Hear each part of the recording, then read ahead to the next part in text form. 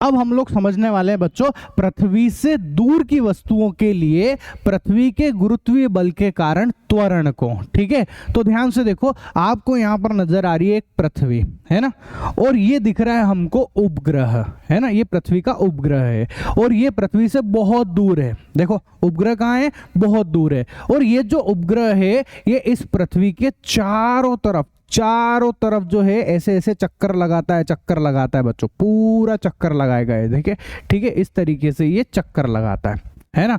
और ये उपग्रह क्या करता है, इस पृथ्वी के चक्कर लगाते हुए बहुत सारी जानकारियां इकट्ठी करता है ना। कौन कौन सी जानकारी, जैसे कि मौसम संबंधी जानकारी। आजकल आप देखो, आपको पहले से ही पता लग जाता है कि बारिश होने वाली है, पता लग जाता ना, अगले 10 दिन का रिकॉर्ड पता लग जाता है कि बारिश होगी कि नहीं होगी, कितने % होगी, ये सारी की सारी चीजें लिखी हुई आ जाती है वेदर ऐप पे। तो कैसे पता चल रहा है, इस उपग्रह की मदद से। ये उपग्रह घूमता रहता है और जानकारी इकट्ठा करता रहता है कि भैया किस जगह पे कितनी हवा चल रही है, किस जगह पे कितने बादल है, उन सब के हिसाब से हमको पता लग जाता है कि भैया बारिश होगी या नहीं होगी, है ना।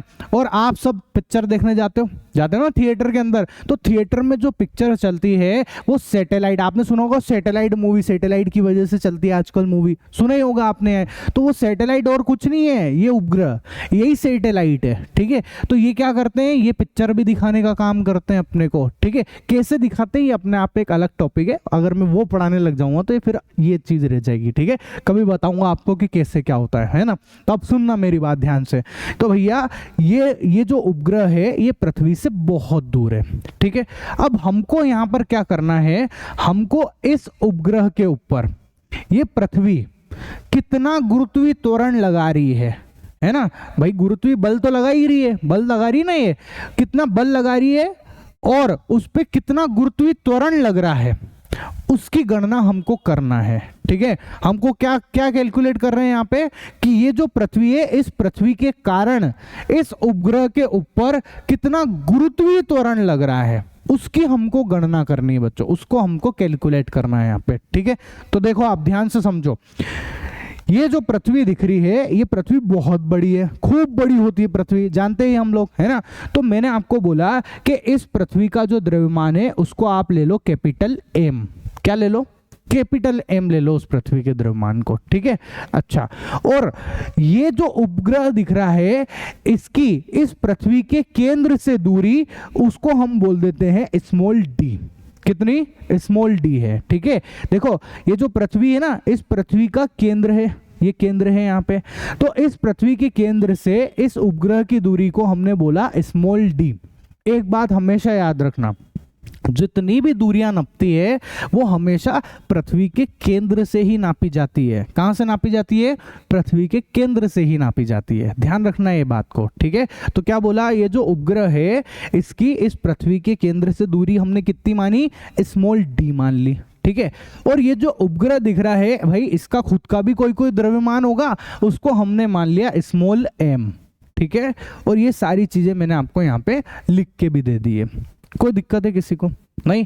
अब सुनो आप ध्यान से, आपको देखो कैपिटल M नजर आ रहा है, स्मॉल m भी नजर आ रहा है, और उन दोनों पिंडों के बीच की दूरी भी नजर आ रही है। तो बताओ आपको क्या फीलिंग आ रही है कि सर ये तो जरूर दो पिंडों वाला वो जो बल का फॉर्मूला पढ़ा था ना उसके जैसा दिखने लग गया है, दिखने लग गया है। बता दो क्या था, जल्दी से बताओ, आप फटाफट बता दो क्या करते थे हम लोग।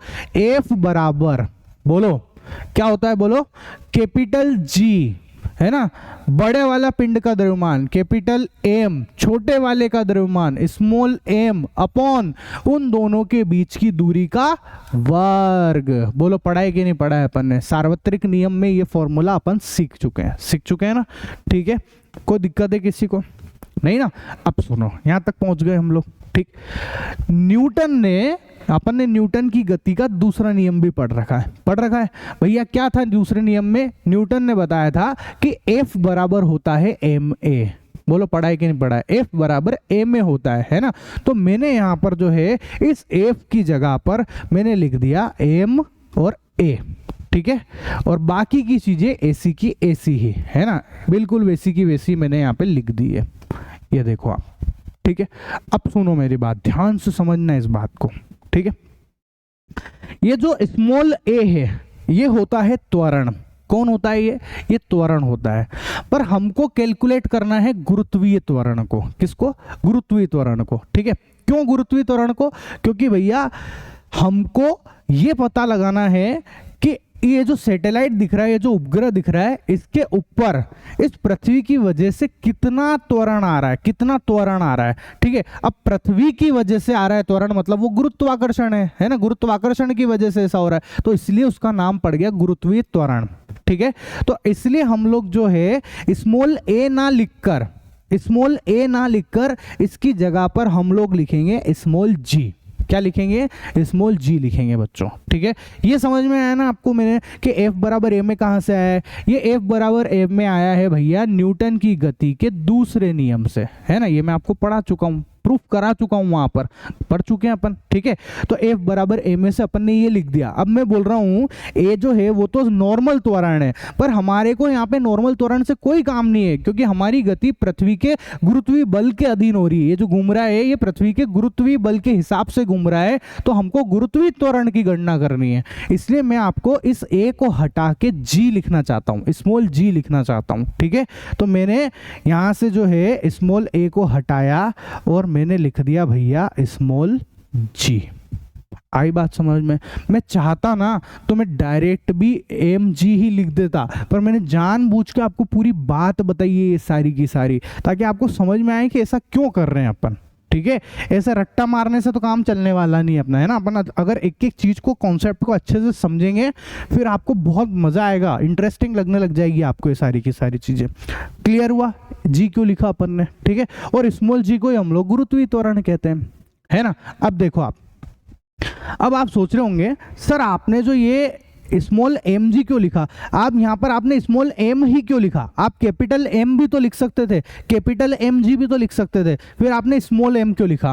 क्यों लिखा? देखो, क्योंकि मैं जो गणना करने जा रहा हूँ, जो त्वरण की गणना करने जा रहा हूँ, गुरुत्वीय त्वरण की, वो मैं इस सैटेलाइट पे, इस उपग्रह के ऊपर करना जा रहा हूँ। ठीक है, और इस उपग्रह का द्रव्यमान स्मॉल एम है, इसलिए मैंने यहाँ पर स्मॉल एम लिखा।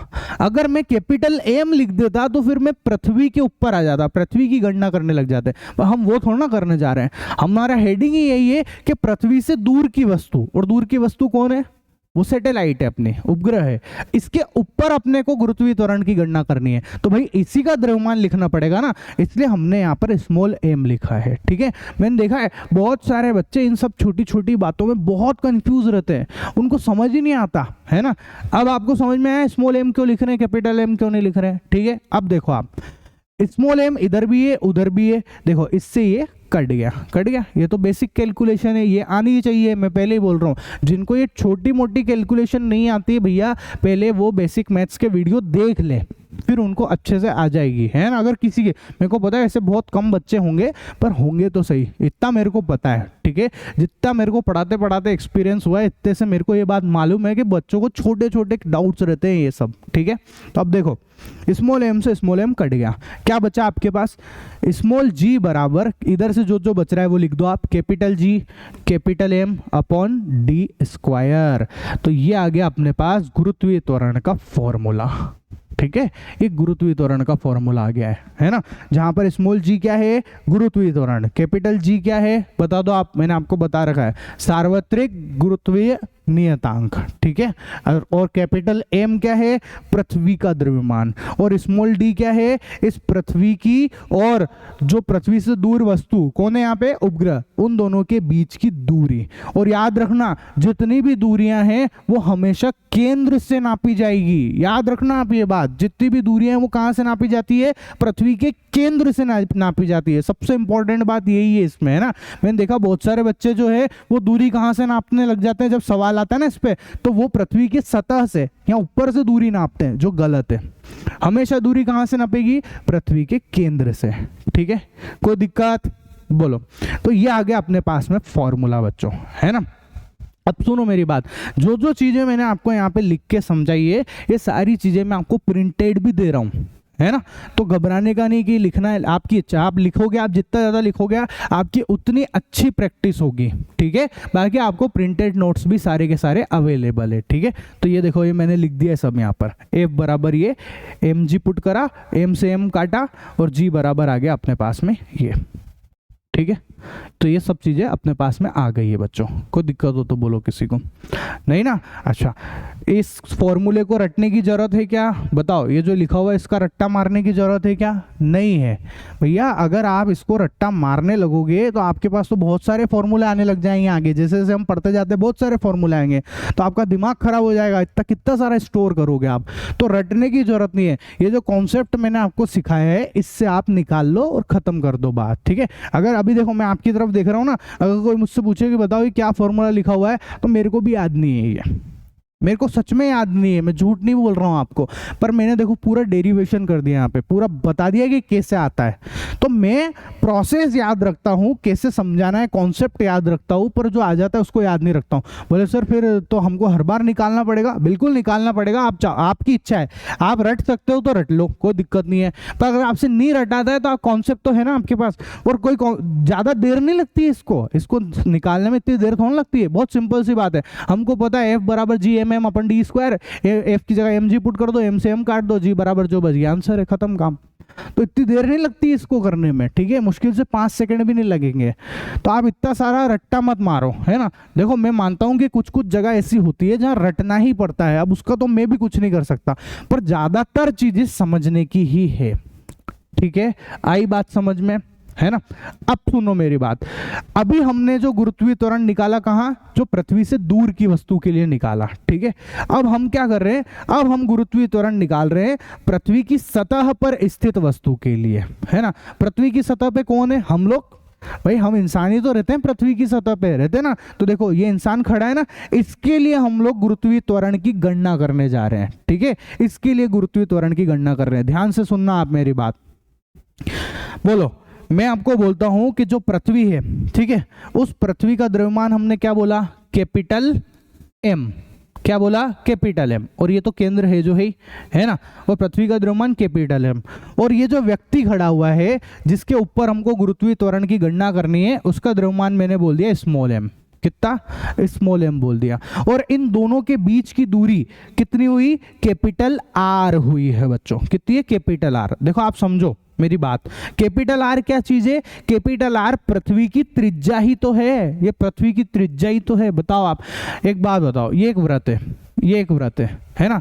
इस वृत्त की त्रिज्या क्या होती है? इसको भैया, इसको हम लोग वृत्त की त्रिज्या बोलते हैं, है ना।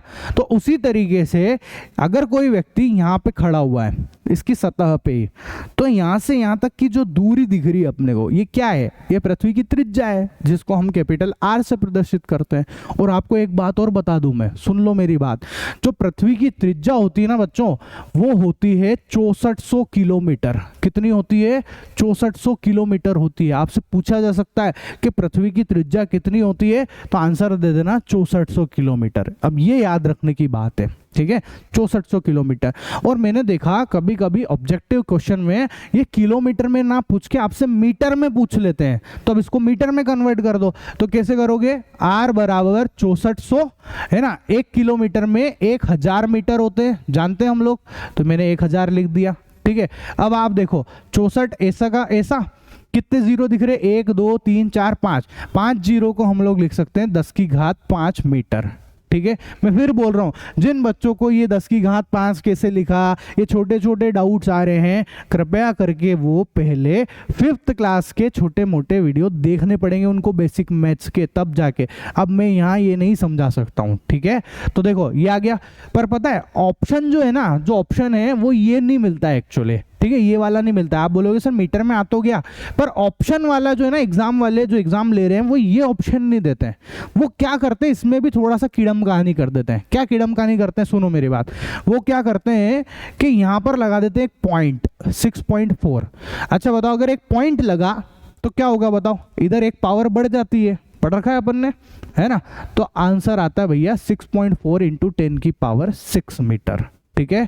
तो आपसे या तो इस फॉर्म में पूछा जा सकता है कि पृथ्वी की त्रिज्या क्या है, 6400 किलोमीटर, या फिर वो आपसे ये ऑप्शन भी मिलेगा आपको, ज्यादातर तो यही वाला मिलता है ना, कि भैया पृथ्वी की त्रिज्या जो है 6.4 इंटू 10 की पावर 6 मीटर होती है, ठीक है। ये पॉइंट का किसी को कैलकुलेशन में दिक्कत है, मैं बार बार बोल रहा हूँ, वो पहले थोड़ी सी बेसिक मैथ्स सीख ले, ठीक है ना। अच्छा अब सुनो मेरी बात, आई समझ में बात। 6.4 इंटू 10⁶ कैसे क्या हुआ, ये पृथ्वी की त्रिज्या है बच्चों, ठीक है। ये आर की वैल्यू मैंने आपको बता दी है ना।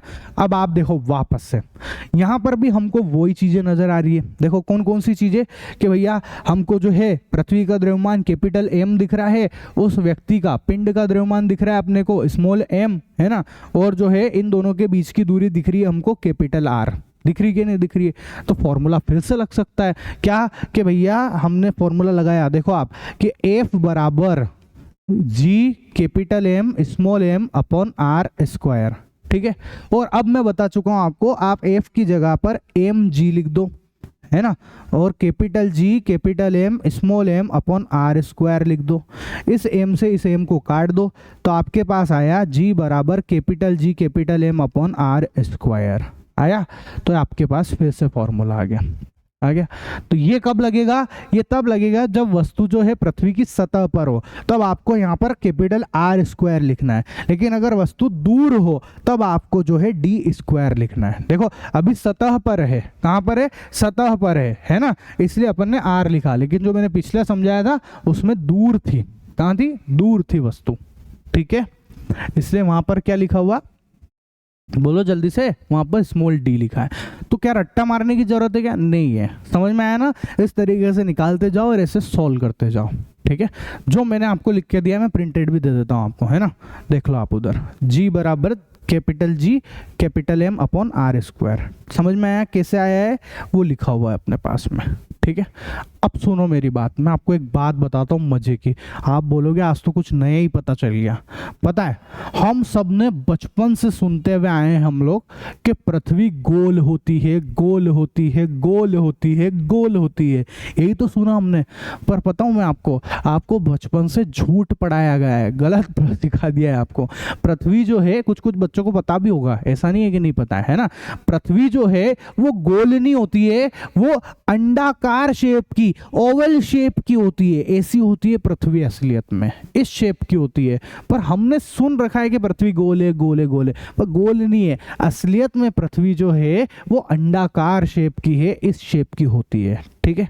अब एक बात बताओ, जब गोल शेप की थी, मेरी बात ध्यान से सुनना आप, जब पृथ्वी गोल शेप की थी तो भैया गोल शेप में तो सभी दूर त्रिज्याएं बराबर होती है, इधर भी आर ही होगा, इधर भी आर ही होगा, ये त्रिज्याएं जो है ये सब बराबर है, बराबर होती है ना। हम जानते हैं कि गोले के अंदर त्रिज्या सब बराबर होती है। लेकिन जब शेप ही अंडाकार हो गया है तो अब आप बताओ, जो त्रिज्याएं वो अलग अलग दिखेगी आपको। देखो आप ध्यान से देखो, ये जो दूरी दिख रही है अपने को ये कम है, लेकिन इधर वाली दूरी देखो आप, ये ज्यादा है, दिख रही है आपको, ये इधर वाली दूरी जो है वो ज्यादा है और इधर वाली दूरी जो है वो कम है, ठीक है। ये क्या है, ये पृथ्वी का केंद्र है, ठीक है। अब सुनना मेरी बात ध्यान से, इस वाली जगह को जहां एन लिखा हुआ है, एन का मतलब होता है नॉर्थ पोल, कौन है ये नॉर्थ पोल है, ठीक है।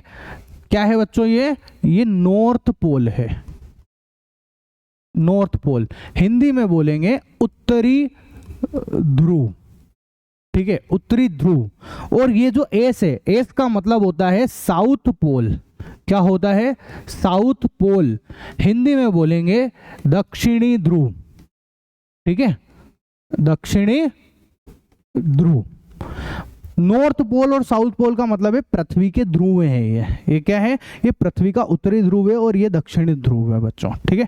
ध्रुव पर भी कोई ना कोई जगह है, जैसे कौन सी जगह है, जैसे कि आपने सुना होगा अंटार्कटिका, आर्कटिका, ये जो है ये ध्रुवों के ऊपर है, जहाँ बहुत ज्यादा बर्फ ही बर्फ जमती है, वो जगह है ये। पृथ्वी के ध्रुवों पे बहुत ज्यादा बर्फ जमती है बच्चों, ठीक है। तो ये वो जगह है जहां पर बहुत खूब सारी बर्फ जमती है, ठीक है। अब आप देखो, ये है पृथ्वी का केंद्र, है ना। इस पृथ्वी के केंद्र से जो ध्रुव की दूरी है, देखो आप, वो तो कम है ना। लेकिन आप इस तरफ जब आप जाओगे तो आप इस तरफ जो है इक्वेटर की तरफ बढ़ रहे हो, विषुवत रेखा की तरफ बढ़ रहे हो। किसकी तरफ, विषुवत, भूमध्य रेखा की तरफ आप बढ़ रहे हो। तो ये क्या है, इक्वेटर मतलब क्या होता है, विषुवत, है ना, विषुवत, ऐसा इक्वेटर का मतलब होता है विषुवत। व्रत भी बोल सकते हो, रेखा भी बोल सकते हो, एक ही बात है, ठीक है। विषुवत रेखा बोल दो या व्रत लिख दो, एक ही बात है। ऐसे सर्प किताबों में अलग अलग लिखा हुआ होता है ऐसा, पर मैं एक जनरल रेखा बोलना चाहिए इसको, ठीक है। तो ये विषुवत रेखा है, क्या है ये? जब आप विषुवत रेखा की तरफ बढ़ते हो तो देखो आपको जो है ये त्रिज्या अलग दिखती है, बड़ी है ये जो है ना, यहाँ केंद्र से यहाँ की जो दूरी है वो ज्यादा है, जबकि आप ध्रुव की तरफ जाते हो तो ये दूरी कम है, लेकिन आप इस तरफ आओगे तो दूरी कम है, ज्यादा दिख रही है। देखो जैसे ये एक व्यक्ति खड़ा हुआ है यहाँ पे ध्रुव पे, तो इस व्यक्ति की इसके केंद्र से दूरी जो है वो कम दिख रही है, लेकिन यही व्यक्ति जब उधर की तरफ आता है, देखो आप जब ये वहां जाता है ऐसा, तो देखो इस व्यक्ति की इस केंद्र से दूरी बढ़ जाती है बच्चों। ठीक है, आई बात समझ में? पर हम लोग जो है कैलकुलेशन करने के लिए हम लोग एक जैसा मान लेते हैं कि हाँ ठीक है यार, इधर भी आर मान लो, इधर भी आर मान लो, बाकी असलियत में जो कहानी है वो ऐसी होती है। ठीक है, आई बात समझ में? कोई दिक्कत हो तो बोलो। नहीं? अच्छा, अब सुनना मेरी बात, ध्यान से समझ लेना बिल्कुल अच्छे से। देखो मैं ना ये जितना भी लिखा मैं इसको थोड़ा सा साफ कर देता हूँ ताकि आपको अच्छे से समझ में आ सके, है ना? ज़्यादा घपड़ सपड़ हो गया है क्योंकि ये देखो ये हटाया मैंने। अब आप देखो कोई एक व्यक्ति जैसे यही वाला, इसको वापस यहीं रख देते हैं, है ना? देखो जब ये कहाँ है, ये ध्रुव के पास है। कहाँ पर है ये ध्रुव पे है। ये व्यक्ति कहाँ पर है, ये ध्रुव पे है। ठीक है, जब ये व्यक्ति ध्रुव पर है तो इसके केंद्र से इस व्यक्ति की दूरी कम है। क्या है? कम है बच्चों, यहाँ पर जो दूरी है वो कम है, लेकिन ये जो व्यक्ति जब ये यहाँ जाता है, कहाँ पर? वहां जाता है, विषुवत रेखा के उस वाले छोर पे उधर जाता है, तो ये केंद्र से इस व्यक्ति की दूरी बढ़ जाती है, इसकी दूरी जो है वो बढ़ जाती है बच्चों। ठीक है, तो अब एक बात देखो आप, अगर दूरी बढ़ेगी, ध्यान से समझना, देखो अपने पास फॉर्मूला है। क्या भैया? फॉर्मूला क्या है कि G बराबर जो है वो होता है capital G capital M upon D square, होता है ना, D स्क्वायर। यहाँ पर हमने ऐसे D स्क्वायर लिख लिया। अब आप सोचो अगर दूरी बढ़ेगी, है ना, ये जो D है इसकी वैल्यू बढ़ेगी, तो इस G का मान जो है, बता दो, मैंने आपको समझा रखा है, व्युत्क्रमानुपाती नियम, समानुपाती नियम, सब बातें समझा रखी। बताओ अगर D बढ़ेगा तो G जो है वो कम होगा कि नहीं होगा? अगर दूरी बढ़ेगी तो गुरुत्वीय त्वरण का मान जो है वो कम हो जाएगा। बोले ऐसा होगा कि नहीं होगा? होगा ना, मैं लिख भी देता हूं। अगर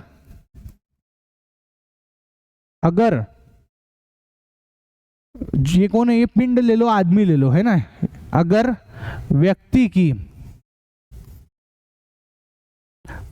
पृथ्वी से दूरी बढ़ेगी, पृथ्वी के केंद्र से लिखना चाहिए, पृथ्वी के केंद्र से, एक सेकंड रुको,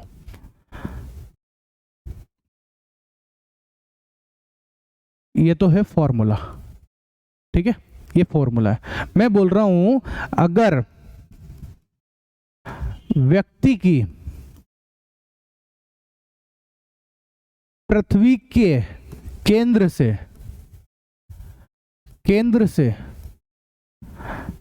दूरी बढ़ेगी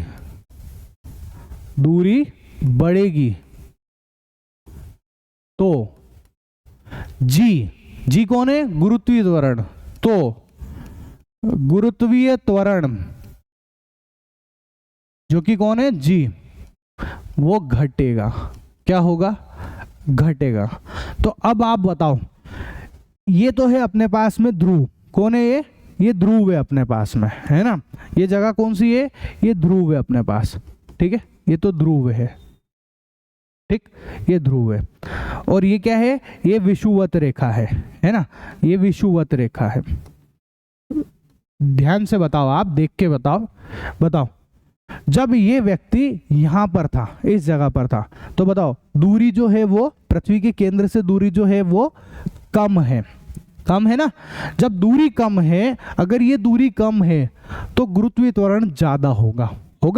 और जब ये व्यक्ति ध्रुव से जो है विषुवत रेखा की तरफ गया तो दूरी बढ़ गई, पृथ्वी के केंद्र से दूरी बढ़ गई है। तो दूरी अगर ज्यादा है, ठीक है, अगर दूरी ज्यादा होगी तो गुरुत्वीय त्वरण का मान कम हो जाएगा बच्चों। ठीक है, तो कहने का सार ये है कि ये जो अपनी पृथ्वी है, इस पृथ्वी के जो ध्रुव होते हैं, उन ध्रुवों पर गुरुत्वीय त्वरण का मान ज्यादा होता है। ठीक है, ध्रुवों के ऊपर गुरुत्वीय त्वरण का मान ज्यादा होता है। क्यों ज्यादा होता है? क्योंकि उसकी ध्रुवों की जो है केंद्र से दूरी कम होती है। ये दूरी कम होगी तो त्वरण, गुरुत्वीय त्वरण का मान ज्यादा हो जाएगा। ठीक है, लेकिन जो विषुवत रेखा है, विषुवत व्रत वाली जो जगह है, ये इधर वाली जो जगह है ना, ये भूमध्य रेखा भी बोलते हैं इसको, पढ़ा होगा आपने सोशल साइंस में, है ना, सामाजिक में पढ़ा होगा भूमध्य रेखा वगैरह वगैरह। ठीक है, तो ये जो भूमध्य रेखा है, यहां पर गुरुत्वीय त्वरण का मान ज्यादा होता है। कैसा, सॉरी, कम होता है। कैसा होता है? कम होता है। कम क्यों होता है? क्योंकि ये जो दूरी है, इसकी पृथ्वी के केंद्र से दूरी जो है वो ज्यादा हो जाती है। जब दूरी ज्यादा हो जाती है तो गुरुत्वीय त्वरण का मान घट जाता है, कम हो जाता है। ठीक है, तो आपसे ये क्वेश्चन पूछा जाता है। क्या पूछा जाता है? कि पृथ्वी के ध्रुवों पर गुरुत्वीय त्वरण का मान ज्यादा होता है और पृथ्वी के भूमध्य रेखा पर गुरुत्वीय त्वरण का मान कम होता है, ऐसा क्यों? तो उसका जवाब लिख देना आप पूरा कि भैया पृथ्वी के ध्रुवों पर पृथ्वी के केंद्र से जो दूरी है वो कम है। जब दूरी कम होगी तो गुरुत्वीय त्वरण का मान ज्यादा हो जाएगा, और भूमध्य रेखा पर दूरी ज्यादा है, इसलिए गुरुत्वीय त्वरण का मान कम हो जाता है बच्चों। ठीक है, देखो पढ़ लो आप, मैंने ये सब चीजें लिख रखी है आपके लिए, है ना।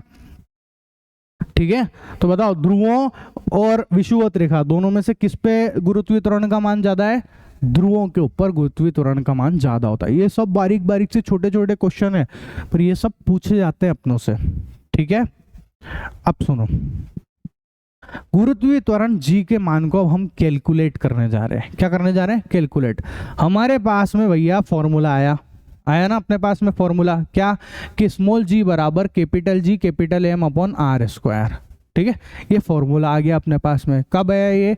जब कोई सी भी वस्तु पृथ्वी की सतह पर है। ये हमारे लिए, हमारे ऊपर कितना गुरुत्वीय त्वरण लग रहा है हम वो कैलकुलेट कर रहे हैं। हम इंसान कहाँ रहते हैं? पृथ्वी की सतह के ऊपर रहते हैं, है ना। तो पृथ्वी की सतह पे जितनी भी चीजें आ रही दुनिया भर की, हम हो गए, जानवर हो गए, पेड़ हो गया, पौधा हो गया, पशु पक्षी, जितनी भी चीजें लगभग, है ना, उन सब के ऊपर हम लोग गुरुत्वीय त्वरण के मान की गणना करने जा रहे हैं। ठीक है, तो देखो पृथ्वी की सतह पर है वो सबके सब, इसलिए मैंने यहाँ पर कैपिटल आर स्क्वायर लिख दिया। ये प्रूफ कर दिया अपन ने इसको। ठीक है, अब आप ध्यान से समझना मेरी बात को। कैपिटल जी की वैल्यू कितनी होती है बताओ? मैं आपको सिखा चुका हूँ। कैपिटल जी कितना? 6.7 इंटू 10 की पावर -11। ये वैल्यू मैं आपको बता चुका हूँ। मैंने आपको बोला था इसको आपको याद करना पड़ेगा, रट्टा मारना पड़ेगा इसका, है ना। तो 6.7 इंटू 10 की पावर -11। ठीक, उसके बाद में जो पृथ्वी है ना, उसका द्रव्यमान होता है बच्चों 6 इंटू 10 की पावर 24। पृथ्वी का द्रव्यमान, जो पृथ्वी है उस पृथ्वी का द्रव्यमान, पृथ्वी का वजन, जो पृथ्वी का द्रव्यमान है वो होता है 6 इंटू 10 की पावर 24 kg। इतना होता है, याद रखना ये बात भी आप। पृथ्वी का द्रव्यमान कितना? 6 इंटू 10 की घात 24। अब 10 की घात 24 तो आप सोच लो कितना ही हो गया होगा। 10 की घात 6 पे ही 10 लाख आ जाता है ना, जीरो बढ़ाते जाओगे तो। 7 पे जो करोड़ हो जाता है, 8 पे 10 करोड़ हो जाता है, 9 पे 100 करोड़। ठीक है, 10 पे 1000 करोड़, 11 पे 11,000, ऐसे सॉरी 10,000, ऐसे सोच लो आप। मैं 10-11 पे करोड़ों में अरबों में पहुंच गया हूँ। अब ये तो 24 तक है। तो इतना ज्यादा होता है पृथ्वी का द्रव्यमान, खूब ज्यादा होता है, खूब ज्यादा होता है। ठीक है, कितना? कोई आपसे पूछे तो बोल देना 6 इंटू 10 की घात 24 किलोग्राम होता है ना। और पृथ्वी की त्रिज्या मैं आपको बता ही चुका हूं। बोलो पृथ्वी की त्रिज्या कितनी लिखना है अपने को? पृथ्वी की त्रिज्या कितनी लिखेंगे? बोलो। पृथ्वी के द्रव्यमान को कैपिटल एम से प्रदर्शित किया है अपन, है ना। वो पृथ्वी की त्रिज्या 6400 किलोमीटर, और अगर आपसे मीटर में पूछे तो 6.4 इंटू 10 की पावर 6 मीटर। ठीक है, ये होती है। तो देखो मैंने क्या करा, ध्यान से देखना। कैपिटल जी की जगह पर मैंने लिख दिया 6.7 इंटू 10 की पावर -11। मैं आपको बता चुका हूं कैपिटल जी की वैल्यू होती है 6.7 इंटू 10 की पावर -11। ठीक है, ऐसा ये हम सब चीजें देख के आ चुके हैं। तो ये मैंने रख दिया जी की जगह पर, ये एम की जगह पर पृथ्वी का द्रव्यमान रख दिया, आर जो है पृथ्वी की त्रिज्या है उसको रख दिया। जब अपन इसको कैलकुलेट करेंगे, जब इसको अपन सॉल्व करेंगे तो आपको मिलेगा बच्चों 9.8 मीटर पर सेकेंड स्क्वायर। कितना मिलेगा?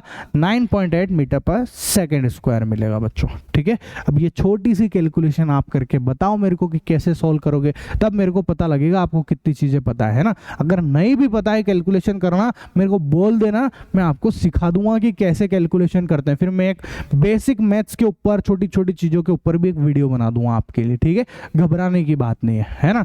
याद रखना मोस्ट इंपॉर्टेंट बात, जी बराबर जो है 9.8 मीटर पर सेकेंड स्क्वायर। खूब इंपॉर्टेंट है, खूब बार पूछा जाता है कि स्मॉल जी का मान कितना होता है, तो 9.8 मीटर पर सेकेंड स्क्वायर होता है। याद रखना ये बात। ठीक है, बाकी की चीजें आपसे पूछे ना पूछे, ये तो खूब बार पूछ लिया जाता है। ठीक है, अब सुनो मेरी बात, एक और बात सुन लो। कभी कभार हम कैलकुलेशन में इस जी की वैल्यू को 9.8 ना रख के हम लगभग 10 मान लेते हैं। कितनी मान लेते हैं? 10 मान लेते हैं बच्चों। ठीक है, ऐसा तो कभी कभार आप लगभग 10 भी मान लेते हो। देखो मैंने बराबर नहीं करा है, ये मैंने इसको ऐसे कर दिया, ऐसे ये जो चिन्ह दिख रहे हैं ना, इसको बोलते हैं लगभग, अप्रोक्सीमेट वैल्यू 10। बहुत बार किताबों में भी आपको 10 देखने को मिलेगा, है ना। क्यों करते हैं 10? कैलकुलेशन इजी हो जाती है, इसलिए ऐसा 10 मान लेते हैं अपन। ठीक है, जब सवाल कराऊंगा तो आपको और अच्छे से क्लियर हो जाएगा, है ना।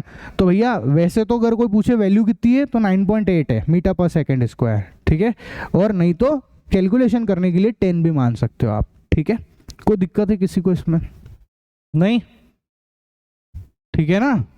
चलो अब सुनो, मुक्त पतन वाली जो वस्तुएं हैं, है ना, उनके लिए हम लोग पढ़ेंगे गति के समीकरण।